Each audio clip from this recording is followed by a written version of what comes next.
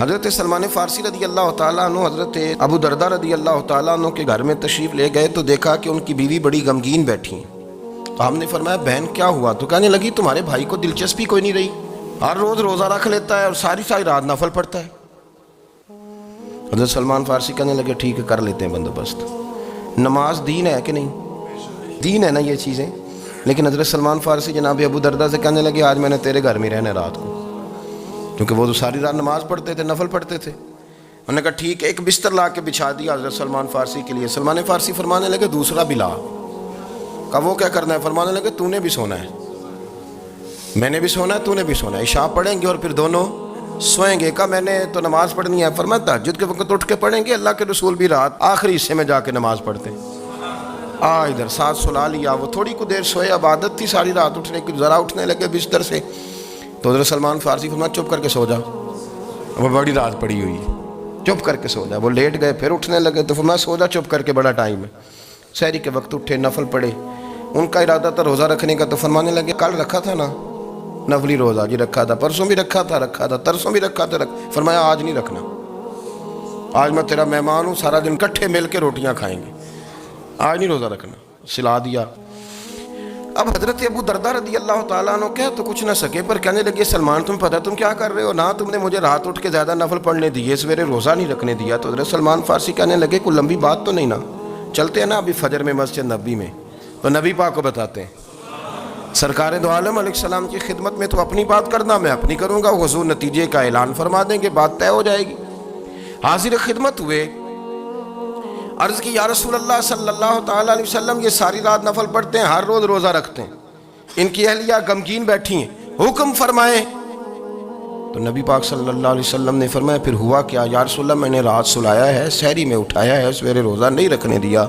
نبی پاک نے فرمایا سلمان فارسی نے ٹھیک کیا، سلمان فارسی نے ٹھیک کیا۔ پھر حضور نے فرمایا، نبی کریم نے فرمایا ابو دردہ تیرے اوپر اگر اللہ کا حق ہے، اس کے رسول کا حق ہے، دین کا حق ہے، تو فرمایا تیری آنکھ کا بھی تیرے اوپر حق ہے، تیرے وجود کا بھی تیرے اوپر حق ہے۔ یہ حضور نے فرمایا تیرے بچوں کا بھی تیرے اوپر حق ہے، تیری بیوی کا بھی تیرے اوپر حق۔ اس حق کو بھی سمجھے، حقوق اللہ بھی ہیں، پر تیری آنکھ کا بھی تیرے اوپر کیا مانا کہ تیری آنکھ سونا چاہتی ہے تو اسے سلا بھی، تیرے وجود کا بھی تیرے اوپر حق، تو تیرا وجود آرام کرنا چاہتا ہے تو اسے آرام بھی کرا۔ اور پھر وہاں نبی پاک صلی اللہ علیہ وسلم نے فرمایا میں تم سب، سننا یہ لفظ حدیث کے، حضور نے اسی موقع پر فرمایا میں تم سب سے زیادہ اپنے رب کو جانتا ہوں اور میں تم سب سے بڑھ کر اپنے رب سے ڈرتا ہوں۔ حضور فرمانے لگے میں روزہ بھی رکھتا ہوں، افطار بھی کرتا ہوں، یعنی کبھی رکھتا ہوں اور کبھی نہیں رکھتا۔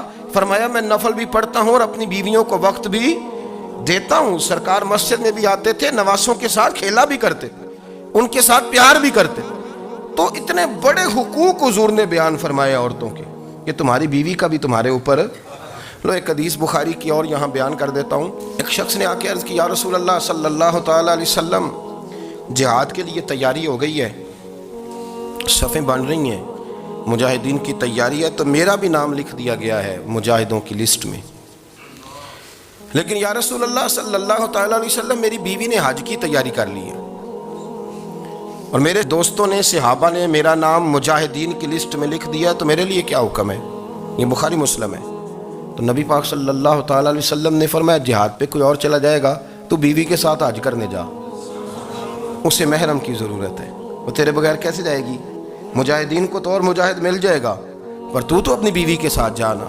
تو نبی پاک صلی اللہ علیہ وسلم نے مرد کو محافظ بنایا ہے، عورت کو مرد کا قیدی نہیں بنایا، بلکہ عورت کو حفاظت عطا کی اور مرد کو اس کا محافظ بنایا۔ اب بچیاں آزاد ہونا چاہتی ہیں، اور آزادی بھی وہ والی کہ جو بنیادی طور پر آزادی نہیں، فحاشی ہے۔ میں نے بہت پہلے کہا ہے کہ اسلام بیٹیوں کو قیمتی سمجھتا ہے۔ جس بندے کے پاس 20 تولے سونا ہو وہ چوک میں لے کے نہیں آتا، وہ قیمتی چیز ہے، اس نے چھپا کے رکھی ہوتی ہے۔ تو جو نبی پاک صلی اللہ علیہ وسلم کا کلمہ پڑھنے والے بیویاں، اسلام انہیں قیمتی سمجھتا ہے، کہتا ہے کہ تم قیمتی ہو لہذا گھر کے اندر رہو، تم باہر نہ آؤ۔ لیکن عورتیں ہیں کہ ان کو بلا وجہ لوگ خراب کر دیتے ہیں اور بلا وجہ وہ اس مغالطے کا شکار ہو جاتی ہیں۔